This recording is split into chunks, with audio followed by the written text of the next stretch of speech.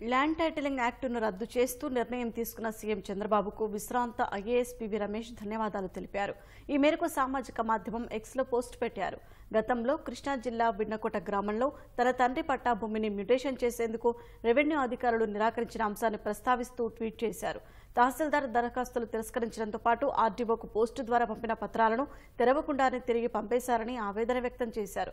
చట్టం రాకముందే తన తల్లిదండ్రుల భూములపై హక్కులు నిరాకరిస్తున్నారని వెల్లడించారు.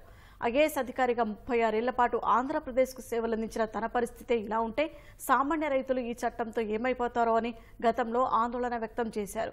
ల్యాండ్ టైటిలింగ్ యాక్ట్ మంచిదేగంటూ ఇంకా ఎమ్మెల్సీలు, ఎంపీలకు మాజీ సీఎం జగన్ ఇంకా చెప్పడంపైన పివి రమేష్ స్పందించారు.